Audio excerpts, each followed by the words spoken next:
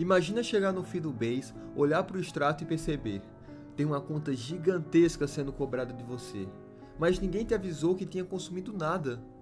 É mais ou menos isso que o Thomas Sowell diz que está acontecendo com a nossa sociedade. Tem uma conta que ninguém quer pagar, nem admitir que existe.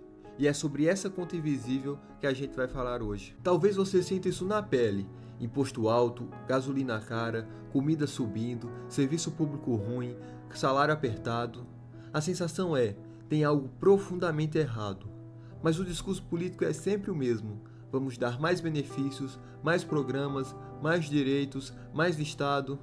Parece que toda crise se resolve com mais canetada, mais gastos, mais promessas. E aí entra o Sowell. Ele passa décadas repetindo uma coisa extremamente simples, mas que quase ninguém leva a sério: não existe de graça. Tudo tem custo. Se você não vê a conta, é porque ela foi jogada nas costas de outra pessoa. Muitas vezes, alguém que nem nasceu ainda. Quando um político promete transporte de graça, universidade de graça, saúde de graça, não é milagre, não é caridade estatal. É só uma forma educada de dizer: eu vou obrigar alguém a pagar isso no lugar de quem está usando agora. Pode ser via imposto, pode ser seu filho via dívida pública e inflação, pode ser o pobre via desemprego, mas alguém paga. Sempre alguém paga. O Thomas Sowell insiste muito numa ideia que deveria ser tatuada na testa de qualquer adulto: não existe soluções, só trade-offs. Ou seja, não existe política pública perfeita que resolve tudo sem estragar nada. O que existe é troca. Você ganha algo aqui, mas perde algo ali. Você protege um grupo, mas prejudica outro. Você resolve um problema agora, mas cria outro daqui a 10 anos. Só que o discurso público não fala em trade-off, fala em direito. Direito à moradia, direito a transporte, direito à cultura, direito à educação, direito a tudo. A palavra direito dá a impressão de que basta desejar, assinar um papel e pronto, aquilo ali cai do céu. O Sowell lembra a obviedade que ninguém gosta de ouvir. Para alguém ter um direito garantido pelo Estado, outro alguém tem que ter o dever de trabalhar mais, pagar mais, sustentar mais. E o que ele mostra é justamente isso. Essa conta moralmente confortável, vamos ajudar os pobres, vamos proteger os vulneráveis, é muitas vezes uma fatura escondida que recai sobre os próprios pobres. O preço da comida sobe, o emprego some, a moeda apodrece, o bairro fica mais perigoso. Mas o slogan continua lindo. A política é vendida como um instrumento de justiça social, enquanto a realidade é de injustiça silenciosa, pulverizada em milhões de pequenas perdas que ninguém consegue ligar diretamente à canetada de 4 anos atrás. Vamos tornar isso concreto. Imagina um governo que decide congelar preço de combustível para ajudar o povo. Parece uma solução maravilhosa. Agora a gasolina fica mais barata, todo mundo ganha. No mundo real, o que Sowell mostraria? Se você segura artificialmente o preço, alguém tem que bancar a diferença. Subsídio não é mágica. Ou vem do imposto, ou vem de dívida, ou vem de prejuízo de quem produz, que vai embora depois do país. Se o governo se endivida para bancar isso, quem paga é o jovem que hoje tem 18, 20 anos e vai enfrentar juros, impostos e inflações maiores no futuro. Se o produtor de combustível quebra ou reduz investimento, daqui a pouco tem escassez, fila, mercado paralelo. O benefício de curto prazo vira caos no médio prazo. A solução social vira problema econômico, que vira tragédia social de novo. É o trade-off que ninguém quis discutir lá no começo. A grande sacada do Sowell é perguntar: quem paga a conta do que você está propondo? Não só em dinheiro, mas em oportunidades, em emprego, em liberdade. Quando você cria uma lei trabalhista para proteger o trabalhador, parece lindo. Mas se o custo de contratar alguém sobe mais, o pequeno empresário deixa de contratar. O trabalhador que seria protegido nunca chega a ter um emprego. Quando você aumenta o imposto sobre os ricos, muita gente aplaude, se sente vingada. Só que o capital é covarde. Ele vai embora, reduz investimento, traz crescimento. E quem sofre com a economia travada? O pobre, que precisa justamente de um país crescendo para subir na vida. Sowell chama isso de consequências não intencionais das políticas bem-intencionadas. O problema é que, no fim, não importa o tamanho da intenção, importa o tamanho do estrago. Quase ninguém é responsabilizado pelas consequências de longo prazo das medidas bonitas que assinou no microfone. O político já se reelegeu, o burocrata continua com o salário dele, O intelectual de gabinete publicou artigos justificando a bondade da medida. Quem se ferra é o cidadão comum, 10 anos depois, tentando entender por que tudo ficou mais difícil. E aí vem um ponto que ele repete o tempo todo. A primeira lição de economia é a escassez. A primeira lição da política é ignorar essa lição. Em linguagem simples, tudo é limitado. Dinheiro, tempo, recursos, mão de obra. Mas o político se elege fingindo que é Papai Noel com cartão de crédito infinito.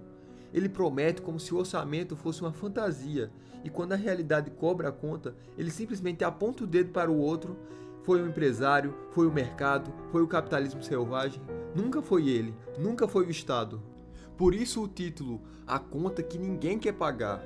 O político não quer pagar porque quer se reeleger. O burocrata não quer pagar porque é protegido dos efeitos do próprio erro.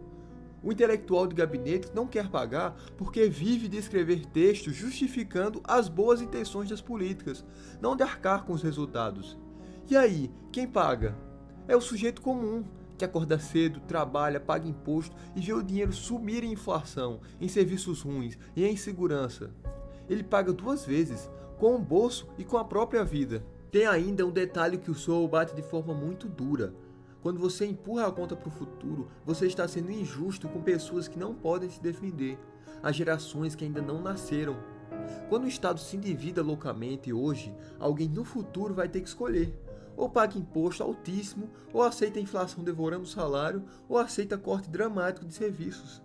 Quando você destrói os incentivos de produção hoje, as consequências é um país mais pobre, com menos oportunidade, menos tecnologia, menos emprego, para as pessoas que nem participaram da decisão que causou tudo isso.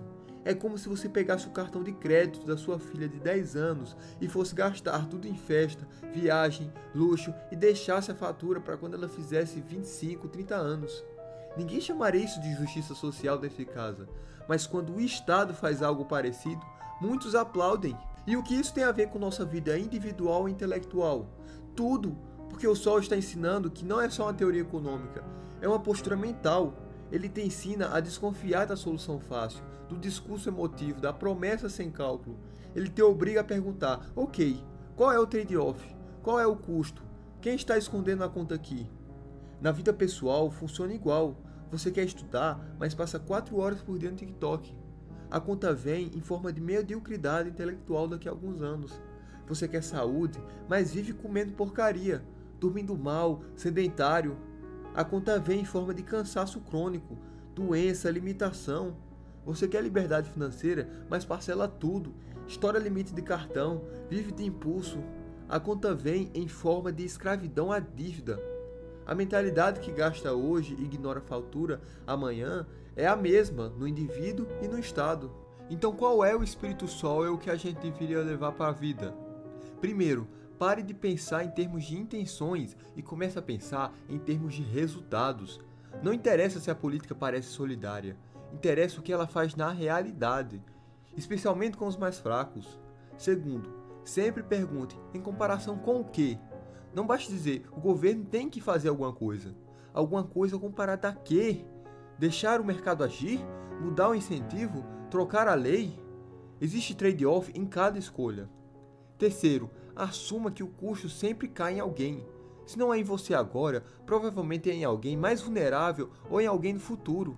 Isso vale para a política pública, vale para a economia e vale para a sua vida moral. E aqui entra a parte incômoda. Talvez a maior covardia da nossa época seja justamente essa recusa em pagar a conta dos próprios atos. A gente quer prazer sem responsabilidade, benefício sem sacrifício, direito sem dever. Sowell passa o tempo todo desmontando essa fantasia. No fundo, a pergunta dele é muito simples.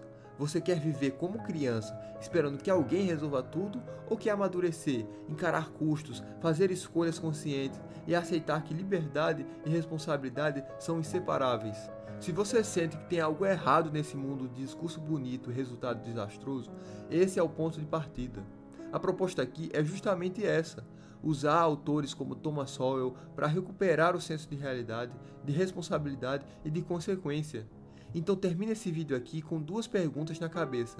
Quem está realmente pagando a conta das políticas que eu apoio?